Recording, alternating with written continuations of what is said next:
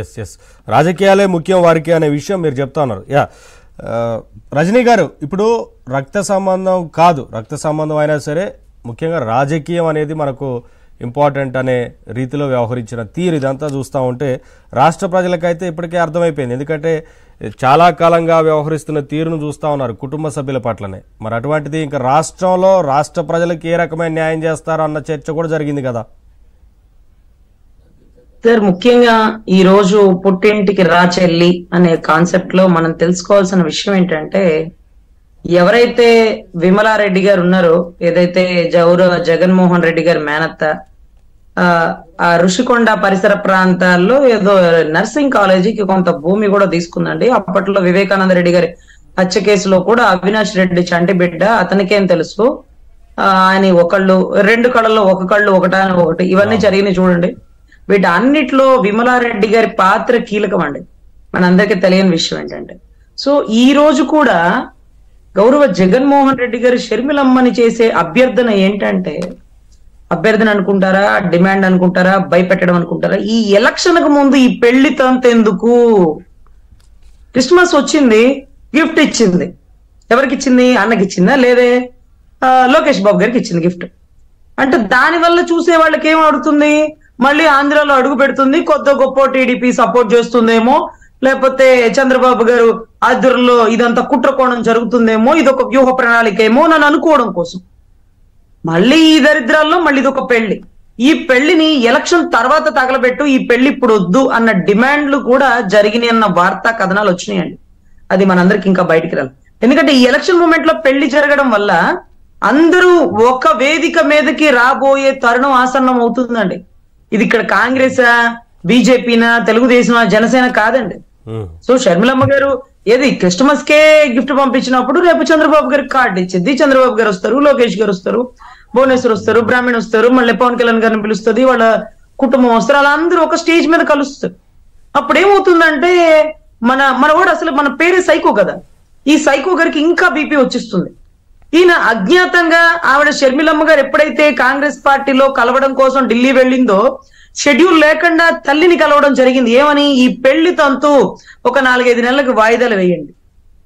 ఇంకొకటి ఏంటంటే కాంగ్రెస్ అనే పదము బహుశా రాజారెడ్డి గారి టైం నుంచి కీలకంగా ఈ కుటుంబానికి నచ్చదేమో అనే ఒక తంతు అండి. ఎందుకంటే అప్పట్లో వంగవీటి రంగా గారు పిసిసి అధ్యక్షుడిగా ఎన్నిక కాబోతున్నారన్న విషయం తెలుసుకొని తన కొడుకైనటువంటి డాక్టరు ఆ పోస్ట్ లో ఉండాలి, కానీ ఒక సైకిల్ షాప్ ఓడు, లేకపోతే ఒక వీధి రౌడీ ఓడు, లేకపోతే ఒక కాపోడు ఆ పోస్ట్ లో కూర్చోవడం ఏంటని కడప నుంచి కొన్ని బాంబులు వచ్చి వివేకానంద రెడ్డి గారిది గొడ్డల పోట్లు అయితే మా నాయకుడివి కత్తిపోట్లు అండి.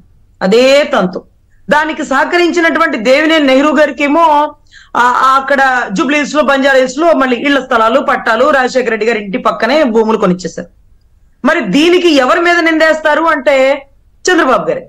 ఇప్పుడు చంద్రబాబు గారే వివేకానంద రెడ్డి గారు మర్డర్ చేసి గొడ్డల పోట్లకు కూడా నారాసు రక్త చరిత్ర. అదేంటది?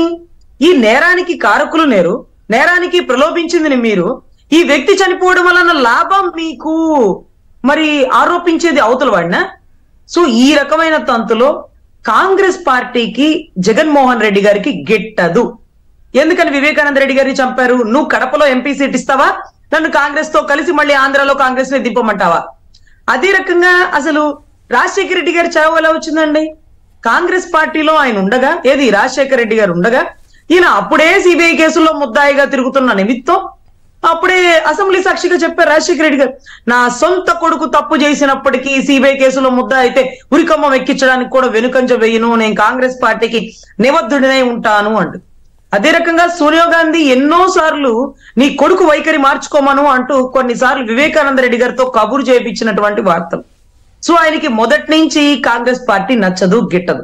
అప్పుడు తండ్రి కూడా అడ్డం తిరుగుతున్నాడని, తండ్రి చావుకి కారణమై ఉండవచ్చేమో అన్న అనుమానాలు కూడా, రిలయన్స్ వాడితో కలిసి ఈ పని చేసి ఉండొచ్చేమో అని రాష్ట్ర ప్రజలు కొన్ని అనుమానాలు. మరి అటువంటి కాంగ్రెస్ పార్టీని నెత్తిరేసుకొని వస్తానన్న వివేకానంద రెడ్డి గారిని ఎందుకు మాత్రం వదులుతారు?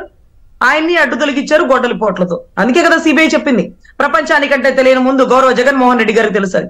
మరి ఈ రోజు అదే కాంగ్రెస్ పార్టీని నెత్తిరేసుకొని షర్మిలమ్మ వస్తుంటే మరి తల్లికి బెదిరింపించుంటాడా? ఈ పెళ్లి ఇప్పుడు కాదు, ఒక 6 నెలల తర్వాత చూసుకోండి అంటారా? ఎలక్షన్ కు ముందు ఏ హడావుడి పెట్టద్దంటాడా? ఎటువంటి భయభ్రాంతులకు గురి చేసి ఉండే అవకాశం ఉంటది. అంటే షెడ్యూల్లో లేనటువంటి అపాయింట్మెంట్ కదా, షెడ్యూల్లో ఉందంటే వాళ్ళు కూడా అలర్ట్ గా ఉండేవారు.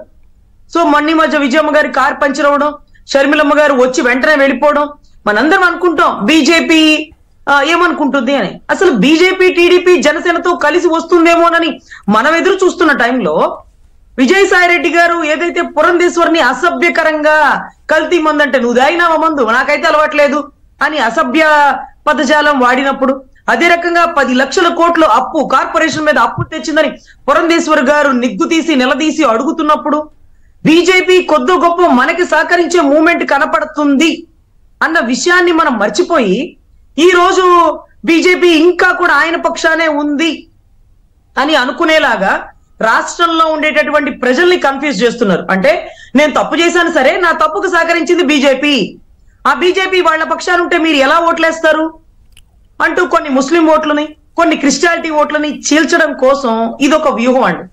సో బీజేపీ చివరాఖరికి ఎవరితో కలిసి వస్తుంది అనేది సెకండరీ థింగ్ అయితే, బీజేపీ ఇంకా కూడా జగన్మోహన్ రెడ్డి గారితోనే కలిసి ఉందా, బీజేపీ విభేదిస్తుందా? ఎలక్షన్ కోడ్ ఆనవగానే 6041 వాయిదాలకు అటెండ్ కాని వ్యక్తిని రాష్ట్ర ఎలక్షన్స్ లో ఒక అవినీతి ముద్ర వేసి ఎత్తుతారా? అదే మన జగన్మోహన్ రెడ్డి గారి భాష, ఎత్తుతారంటారు చూడండి. అదే రకంగా ఇక సిబిఐ వివేకానంద రెడ్డి గారి మర్డర్ కేసులో ముందుగా ఫోన్ లిఫ్ట్ చేసింది ఏదైతే భారతమ్మ గారు, కిందకు వచ్చి మీటింగ్ లో ఉన్న అతన్ని పిలిచారు, ఆయన మళ్ళీ పైకి వెళ్ళారంటే భారతి గారిని, జగన్మోహన్ రెడ్డి గారిని వివేకానంద రెడ్డి గారి కేసులో పిలిపిస్తారా? రామ లక్ష్మణ భరత శత్రుఘ్న ఆంజనేయ స్వామి లాగా కుటుంబ సమేతంగా ఈ కేసులో ముద్దాయిలుగా ఆ కుటుంబ సభ్యులే ఉన్నారా? ఏదైతే అవినాష్ గారు, జగన్మోహన్ రెడ్డి గారు, భారతి గారు, సజ్జల బాబాయ్. ఎందుకంటే సజ్జల బాబాయ్ లిఫ్ట్ లో పైకి కిందకి వెళ్ళి కేసుని తారుమారు తక్కరమారులాగా అదేంటది బీటిక్ రవి పేరు రాయ్, ఆదినారాయణ రెడ్డి పేరు రాయ్ అంటే సునీతమ్మ అనిందట, నాయని చంపినోడు ఎవరో పట్టుకోవాలి కానీ నాయన ఆ పేరు రాయ్ ఈ పేరు రాయ్ అయితే ఏ నిజాలు బయటకు వస్తాయి తెలియాలా అనిందట. ఏందమ్మా తెలిసేది, వాళ్లే కుట్రకోణంగా చేసినారు, బీటెక్ రవి నాయన మీద గెలిచి నాయన నటదులకి ఇచ్చున్నాడంటే ఒరే తిక్కలోడా, బీటెక్ రవి ఆల్రెడీ గెలిచేశాడు, ఇంకా ఆయనకే అడ్డం వివేకానంద రెడ్డి గారు. మరి వివేకానంద రెడ్డి గారు ఎవరికి అడ్డం? ఆయన ఏమని బెదిరించాడు? నేను కాంగ్రెస్ పార్టీని ఆంధ్రాలో తీసుకొస్తా, కడప ఎంపీగా సో ఏది షర్మిలమ్మని పోటీ చేపిస్తా, అవినాష్ రెడ్డి గారికి రాజకీయమే లేకుండా చేస్తాను అని మీసం తిప్పి ఛాలెంజ్ కొట్టిన వీడియోలు ఉన్నాయండి మా దగ్గర. ఇంకా కూడా వదిలేస్తారండి? పులివెందులు కదా, అక్కడక్కడ రక్త చరిత్ర 1, 2, 3 ఉంటది.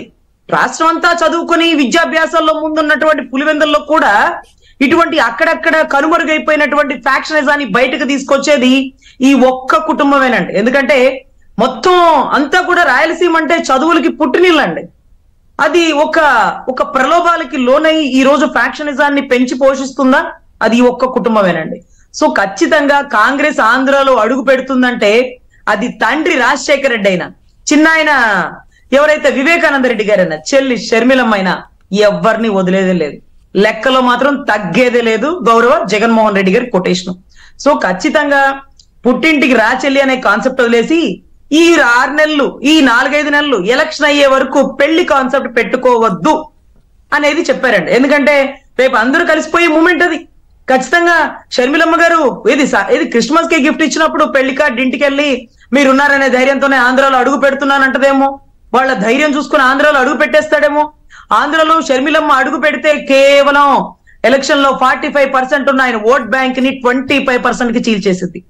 అసలు 10% ఉన్న ఆశ్చర్యపోనక్కర్లేదు. ఎందుకంటే ఆ రోజు కూడా షర్మిలమ్మ పాదయాత్ర, విజయమ్మ కన్నీళ్లు, అనిల్ గారి ప్రార్థనల వల్ల ఆ ఓట్ బ్యాంకింగ్ నిండింది. ఆ రకమైన భయం ఉందనేది చాలా స్పష్టంగా కనిపిస్తా ఉంది. ఒకవైపు మెజారిటీగా ఉన్న క్రిస్టియన్ ఓట్లన్నీ కూడా చీలిపోయేందుకు అవకాశం ఉంటుంది, తద్వారా నష్టం జరుగుతుందేమన్న ఒక భావనలో కూడా ఉన్నారు. మళ్ళీ వీళ్ళిద్దరూ ఒకటే అనే భావన వస్తే వారిలో అంటే ప్రజల్లో కన్ఫ్యూజన్ వస్తుంది. ఇవన్నీ ఉన్నాయి కాబట్టి